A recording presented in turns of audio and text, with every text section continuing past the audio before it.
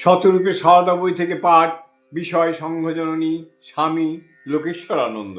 পরবর্তী অংশ। খুবই আশ্চর্যের বিষয়, এই আত্মপ্রত্যয় সমন্বিত উক্তির পর শ্রীরামকৃষ্ণ সেখান থেকে সরে গেলেন। হয়তো সারদা দেবীর এই উত্তরে তিনি নিশ্চিন্ত বোধ করেছিলেন, কেননা মাঝে মাঝে সারদা দেবীকে বলতেন, তুমি কি কিছু করবে না নিজ দেহ দেখিয়ে? এই সব করবে?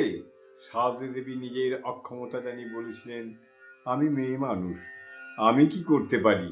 উত্তরে শ্রীরামকৃষ্ণ বলেছিলেন, না না, তোমাকে অনেক কিছু করতে হবে।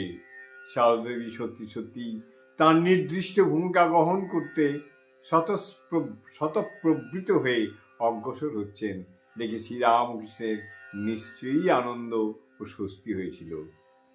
শ্রীরামকৃষ্ণ সারদা দেবীকে বলেছিলেন, তার জন্য এমন সব রত্ন ছেলে রেখে গেলেন যা বহু তপস্যা জন্মান্তরে তপস্যা করেও লোকে পায় না। কথাটা আদৌ অতিরঞ্জিত নয়।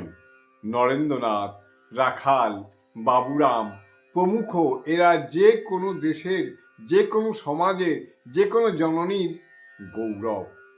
সারদা দেবী একথা জানতেন তাদের সম্বন্ধে, তাই তাঁর গর্ববোধ ছিল প্রচুর। কথার ছলে প্রায়ই তা প্রকাশ পেয়ে যেত। তাদের সর্ববিধ কল্যাণের উপর ছিল তাঁর মাতৃসুলভ সতত সজাগ দৃষ্টি। জয় মা, জয় মা, জয় মা। জননীং শারদাং দেবীং রামকৃষ্ণং জগদ্গুরুং পাদ পদ্মে তয়ো শ্রিত্বা প্রণমামি মুহুর্মুহুঃ। জয় মা, জয় মা, জয় মা।